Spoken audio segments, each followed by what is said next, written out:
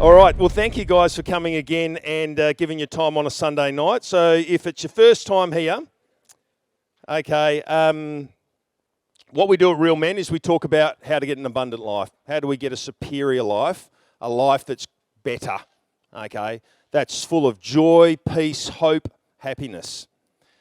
And what we've talked about is that the world promises ways in which you can get that, okay? Is that, and most religions talk about how you can get that.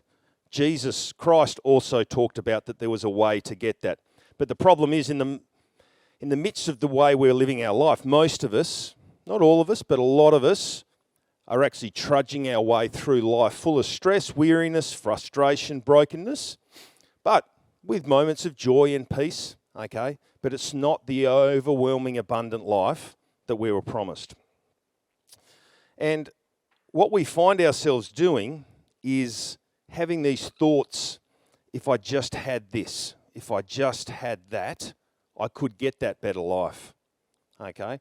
If I just had that car, if I just had that boat, if I had a less stressful job, if I had more holidays, if I had a girlfriend, if I had a wife, if my family was reconciled, if my health was better, if my daughter didn't have cancer.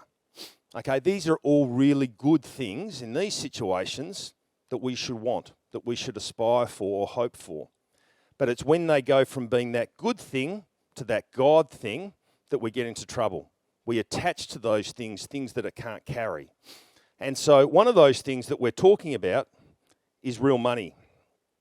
And that's the topic for conversation tonight. And we're going to interview Craig. So a lot of people here know Craig. Craig's a real man. He's a man's man, okay? And he's going to come and share with us his insights and experience on money, making money, risking money, okay? Managing money, maybe being managed by money, okay? But to set the scene, I thought I'd start with the Jesus stuff first, okay? And have a little look at what Jesus said about money. And there was a lot. The one bit that I took and I thought I'd share with you tonight is Jesus said you got two choices, slave or master, okay? And it's one of those things I was reflecting on is Jesus did that a lot, black or white, you know, and I was talking with Craig before, light and darkness, okay, for me, against me. There's nothing in between. And in our world, and certainly in my mind, I like spectrums, I like grading, okay, is that if I can stay in the grey, then I'm okay, all right? Because I can kind of argue my way out of it. I can kind of allow that confusion to at least deal with my own conscience. But Jesus then talked about the rich young ruler, and the best way he talked about this slave and master concept for me at least was this.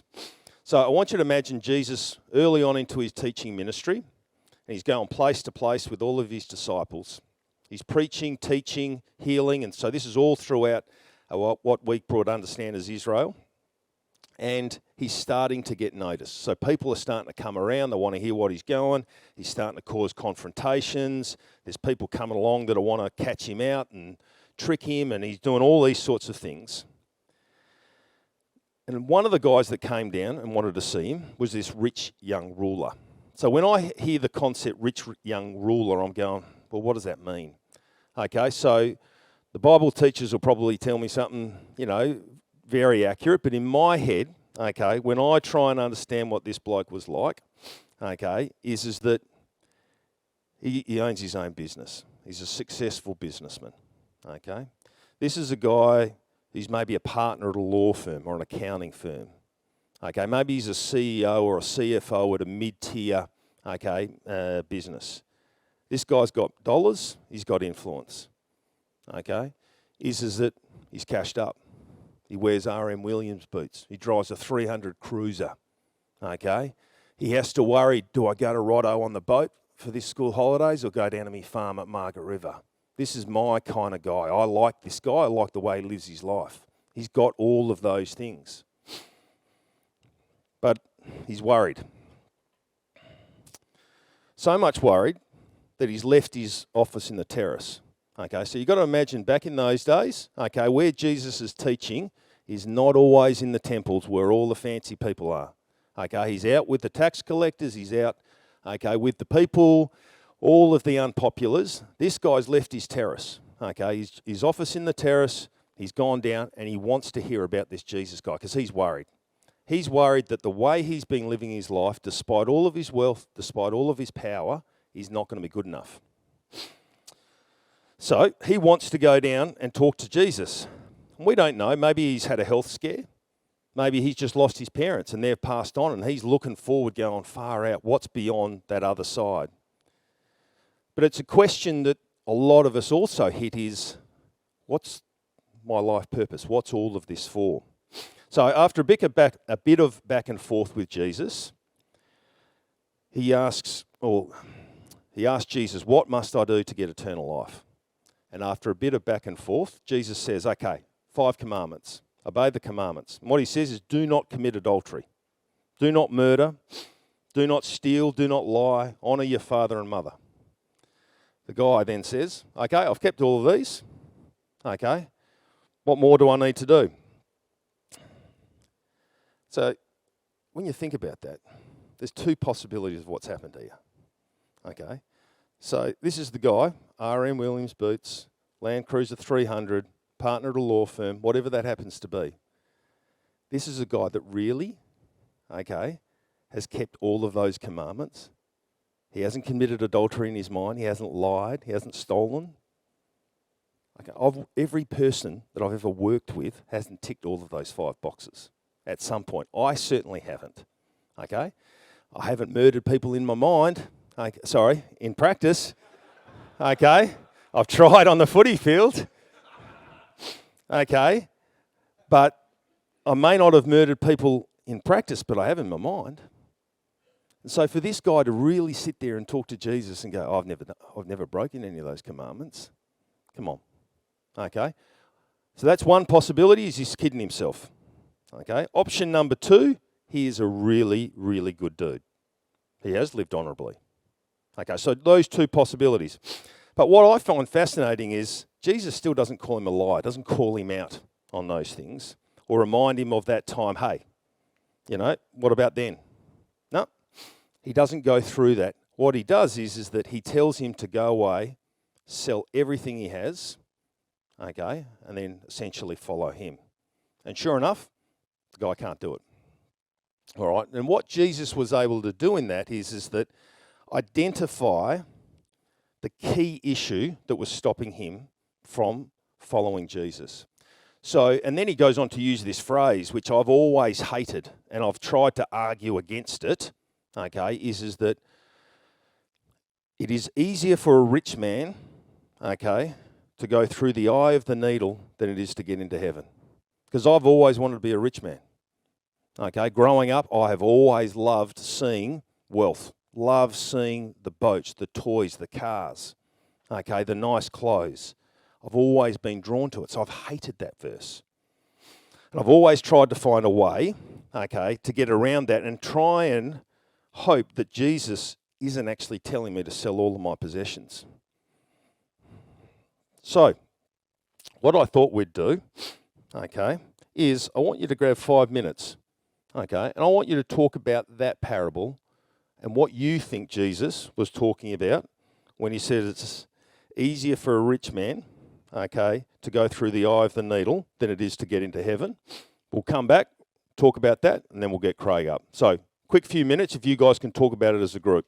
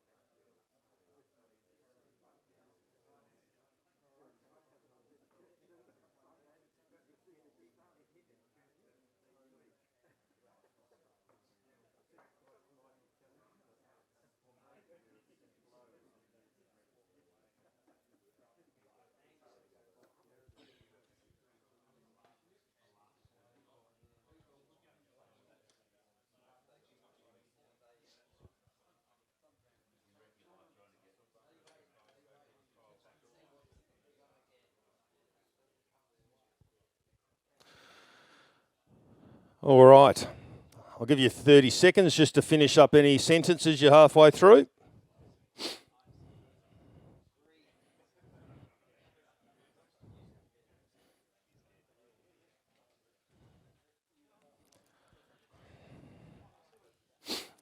Okay. Well, if you're anyone like me, okay, what you would have heard at some stage throughout your life, if you've been around a church, is that there was a part of the temple, okay, where there was low gates, okay, or over arches that were called needles, and camels would find it hard to get through, and so therefore it was, very hard for a camel to get through the eye of the needle. I don't know if that's true or not. We've got a couple of trained pastors here, but I guess that was something that, in my mind, I was openly trying to avoid the situation of, I want to be a rich guy, but I can't get into heaven. Was there anything that you guys, young blokes here, okay, would share that what you took out of that?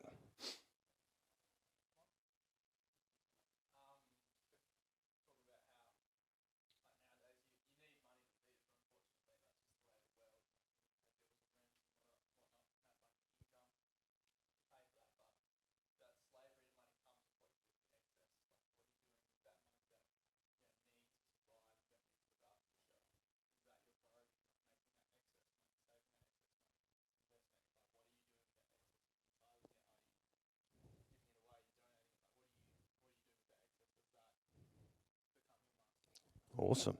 Terrific. What about you blokes? That page is empty. I might move on then. Okay. What about your table?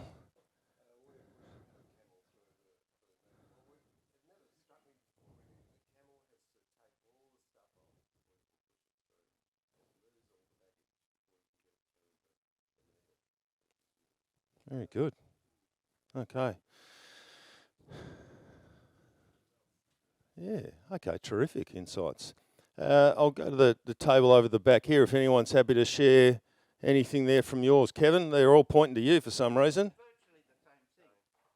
To get your goods and stuff through the gate, you had to take all the gear off, be willing to take it off, get the camel through, and then lug it through yourself if you wanted to get it in. Yeah, terrific. Okay, I never realised that part of it. That's awesome. Okay, well, Craig, okay, why don't you come up here and I'll grab your mic.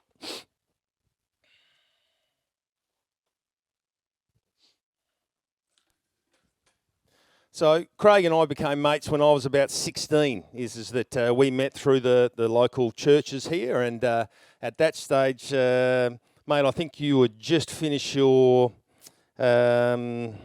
butcher apprenticeship, okay, and had thought, nah, this isn't for me, and then were potentially, considering going and taking on another apprenticeship with your dad. So maybe, that's where I started knowing you, but give us the wider group an overview of your business and career journey and, where you are today.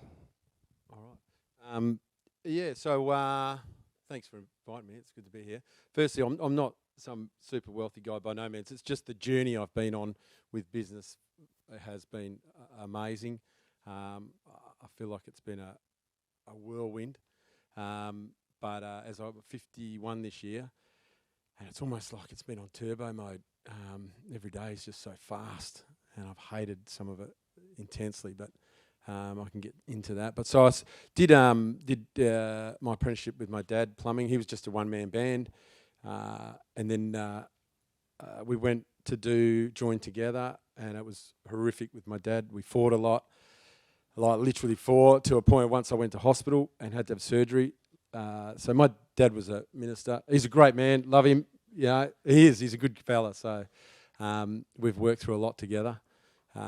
He was a prick and I was a prick, so you put two together and it's not going to end up well. So I knew everything, and he hated that, and so I wanted to take it to the next level. And he was just, a cup of tea and a scones man. So we'd go to Mrs. Smith's house, do a hot water, he'd have a cup of tea and scones, and I'm sitting there going, "Come on, let's get out of here." So we joined for 6 months, and it just didn't work. So it went off, and then I did my own thing. 27 years now I've been doing it. So I started off on my own, and then slowly just got a few guys, did plumbing and then commercial plumbing as well, separate companies, and then now we do electrical as well. So just over 45 guys now. We've got two. So it's been a massive journey to get from 0 to 45.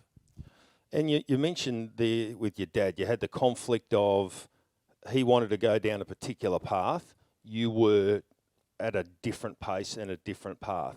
So can you describe what that that desire that was driving you at that particular point? Yeah. So for me, I saw a lot of. We didn't have a lot of money when I grew up. Dad, like I say, he was not just a plumber, but he was a one-man band sort of thing, and it was never had too much. Never went without. But I always saw people with money and felt like that. Now that man's got it together. He gets respect. He gets honour. He gets all this stuff, the power, control. And I wanted it really bad, like really bad. And I was going to get it at any cost.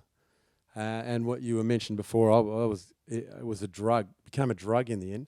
And it wasn't just plumbing, and then I got into investment stuff and flew through that. And it's not that I achieved this amazing wealth. I achieved more than I could ever imagined, and I achieved a lot of it on my own, without God. And it was, I wanted it that bad. Early on in the time, I sort of went away from God. I came to the church, and I was a bit of a Sunday Christian. Didn't really have a relationship with God, and So as you're achieving these successes and you're clearly able to deliver that through your hard work, through calculated risks, through pushing yourself into those scenarios, and you talked about the drugs. So is that the highs that you achieve of? What do they look like? Maybe just describe some of those highs. Is it winning the deal, or is it putting on extra people? Can you describe what those highs or the hits were? Because I'm guessing, though, they didn't fulfil the void, though. Yeah. It's a weird thing. It's definitely a high when you win jobs, put in staff. So, for a while there, early on in my days, I was a real horrible boss. I was a nasty man, and I love, if people were bad, I loved sacking them. I'd throw things. If I lost money, it was nothing to throw a chair across the office. And that's what I knew. Violence and anger, you got you where you wanted to go. So early on, embarrassing how I did it, ashamed of the way I did it to people. I think early on, it wasn't one employee that I didn't have that hadn't cried because I'd just abused them with my tongue. So it was, horrible. And it got to a point where I was just empty.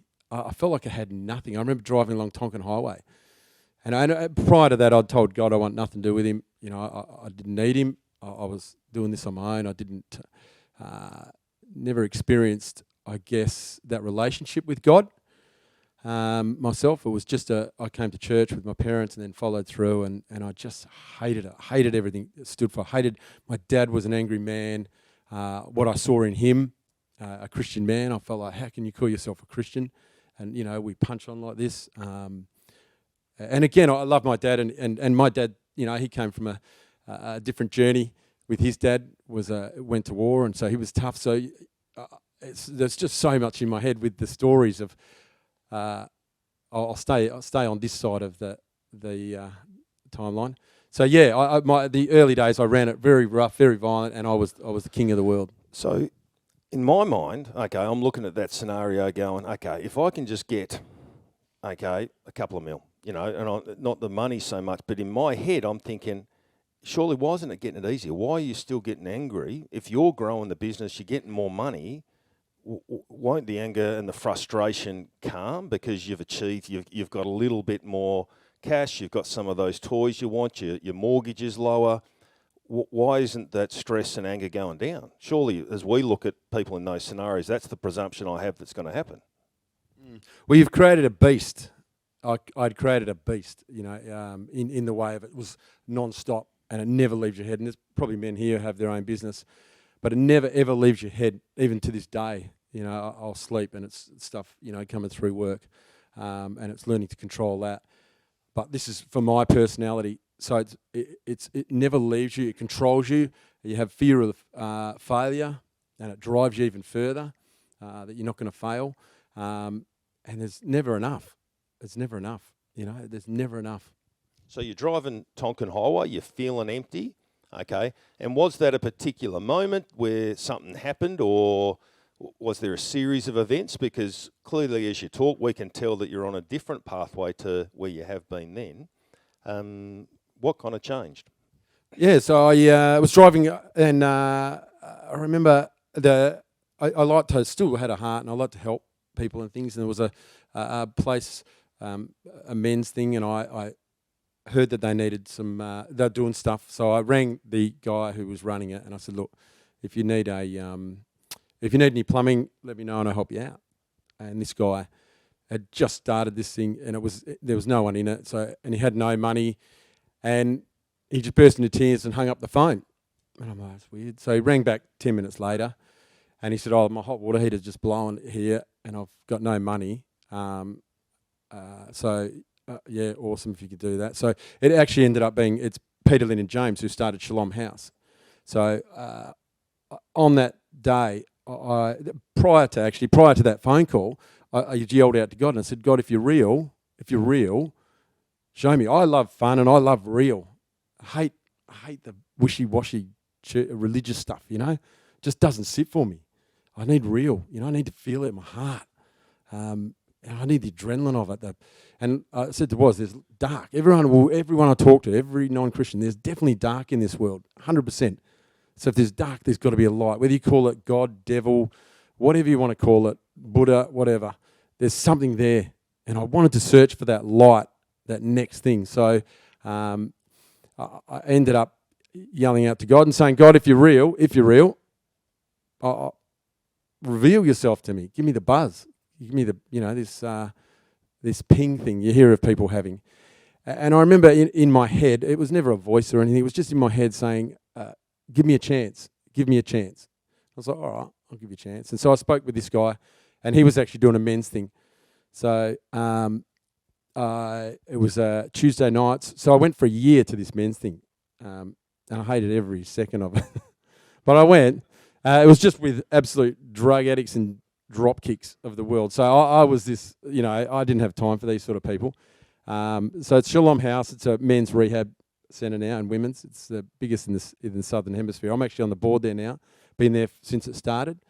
But I remember sitting with these guys and thinking, "Oh, what am I doing? I'm so much better than these guys." You know, I went on a camp in Albany with them, and they were all in dorms and that, and I had a swag, and I parked it about 4K away from them because I just didn't want to be anywhere near them. And I remember that night just feeling like this thing of, who do you actually think you are?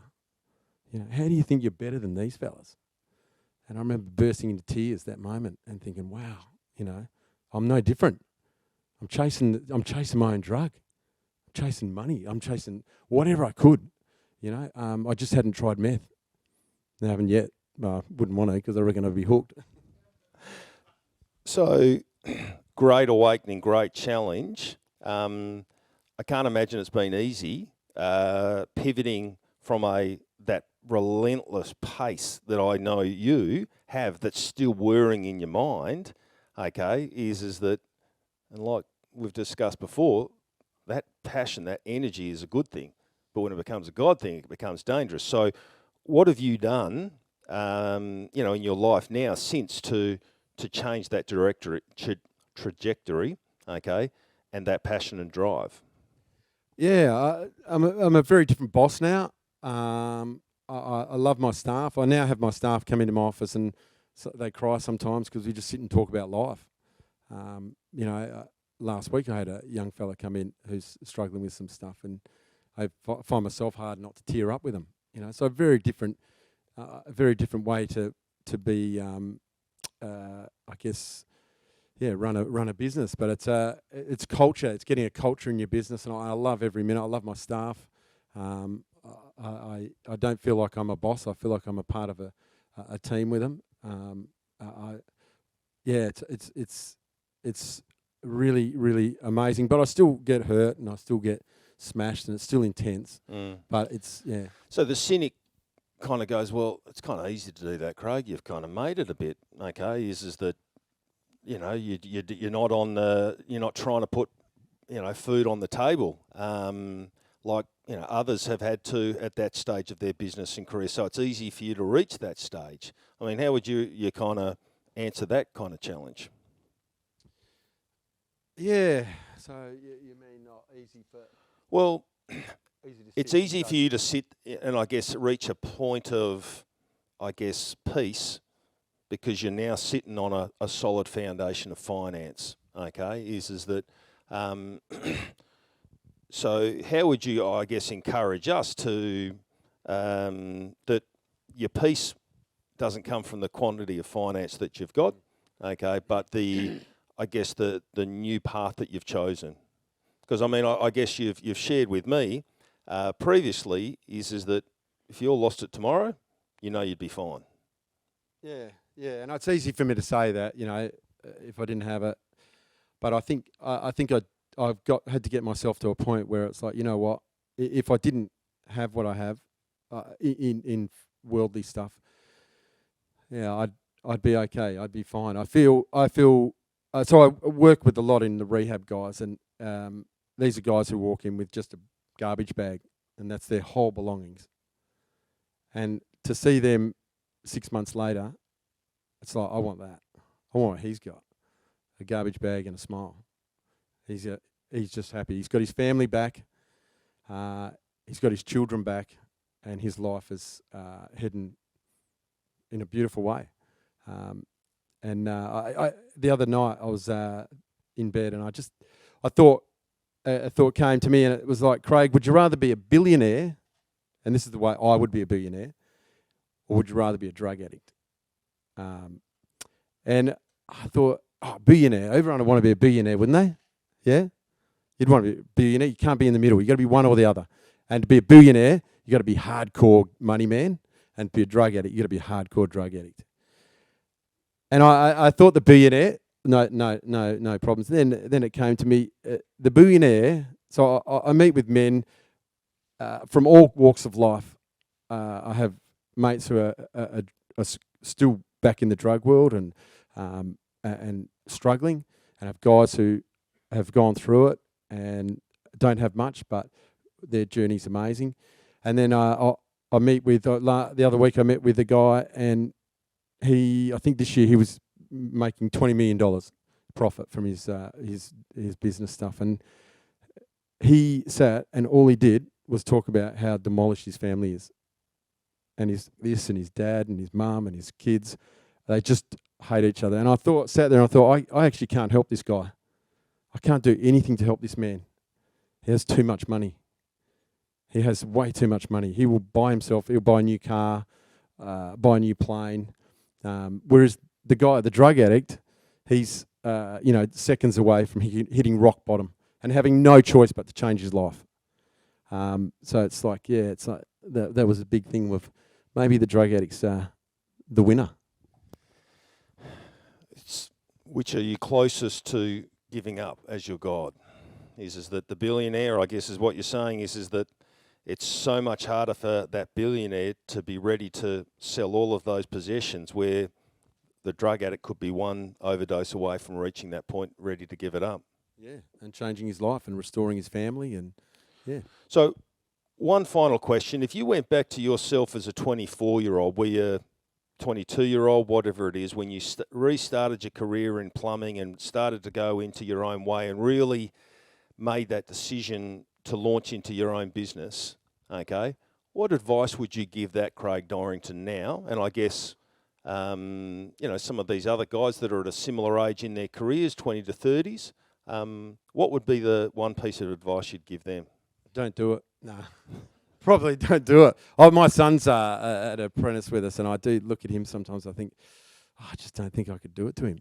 I don't think I would get people think my son's going to take it over, but I just love him too much. It's been horrific in that way. From having to change.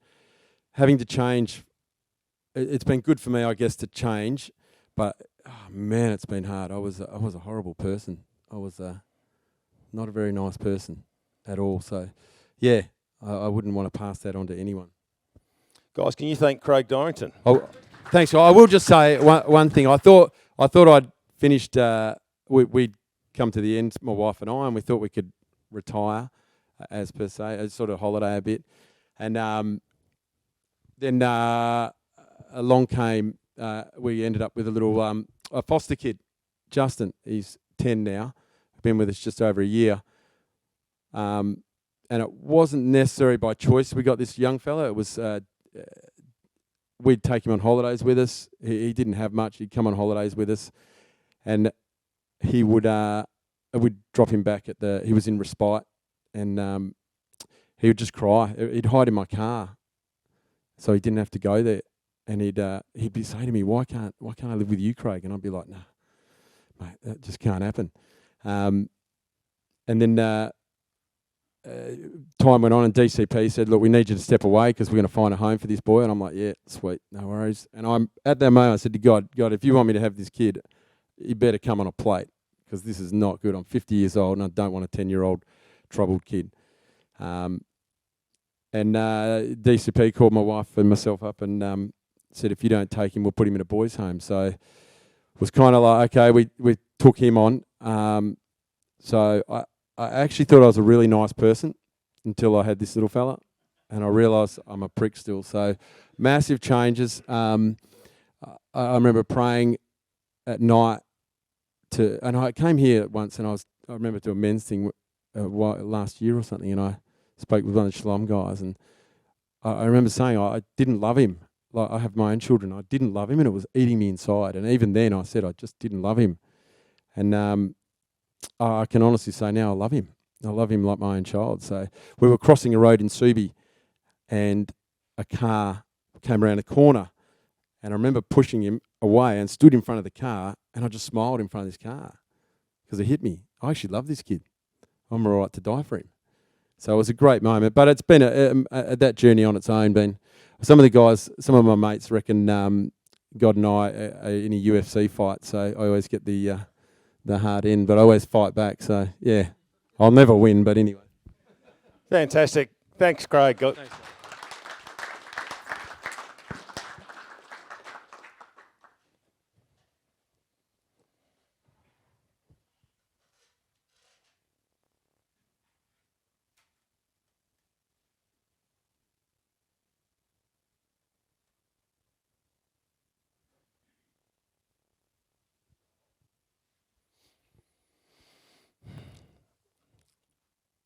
So just to close us off tonight, what Craig shared really aligns, I guess, with what I was planning to conclude with.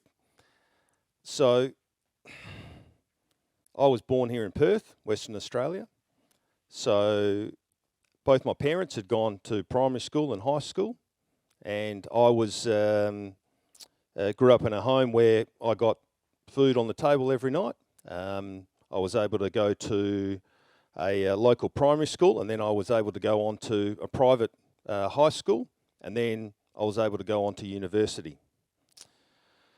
My parents stayed together, both had jobs, and modelled and actually demanded a really high work ethic and rate.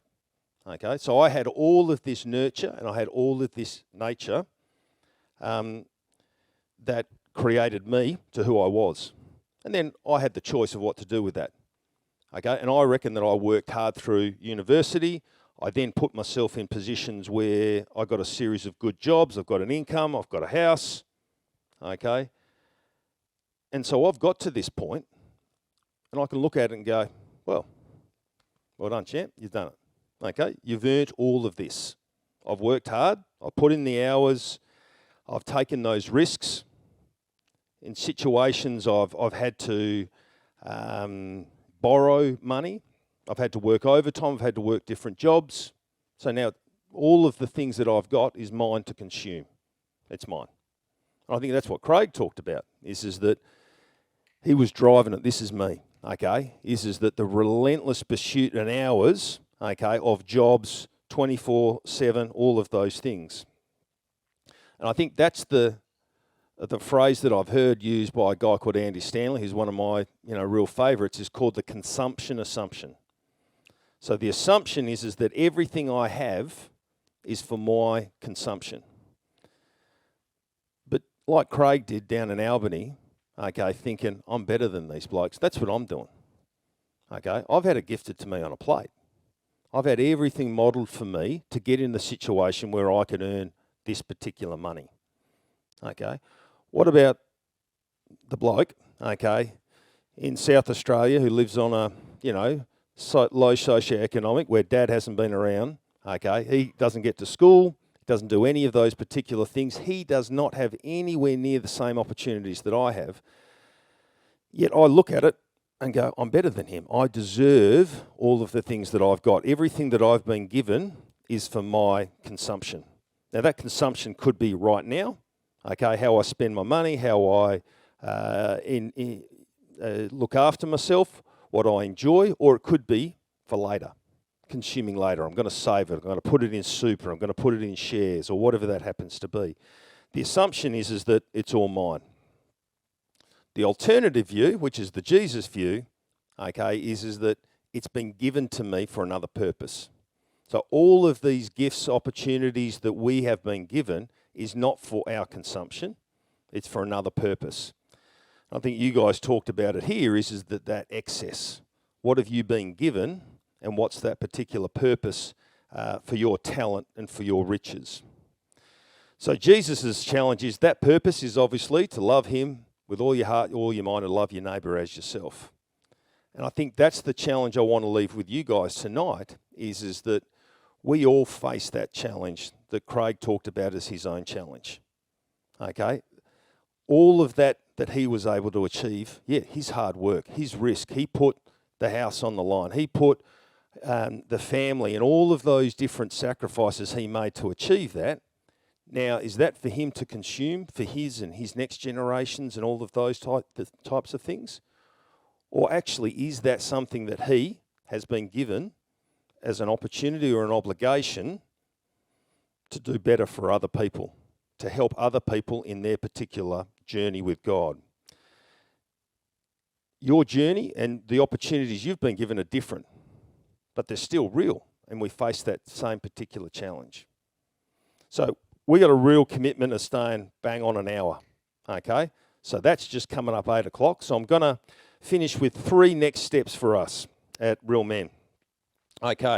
We've got the video of the first night. We've limited that down to, I think, 9.5 minutes.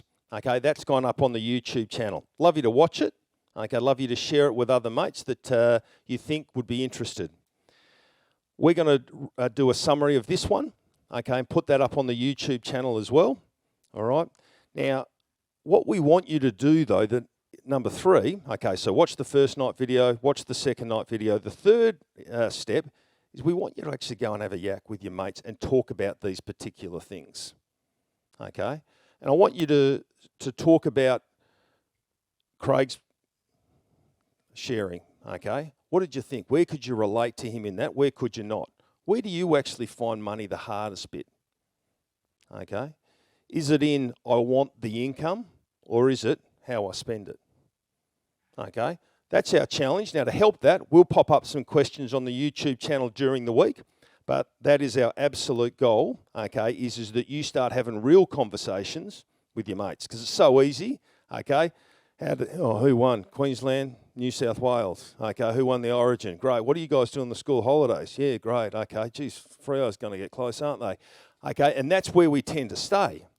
Now that's okay with blokes that you've just met, but if you've got real mates, we want you to dive down to that next level and talk about those particular things. Rocket, can I just get you to pray to finish this up?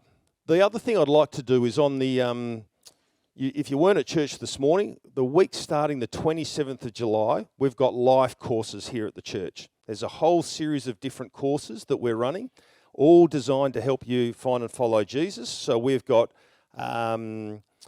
Soul Care, we've got Valiant Man, we've got Alpha.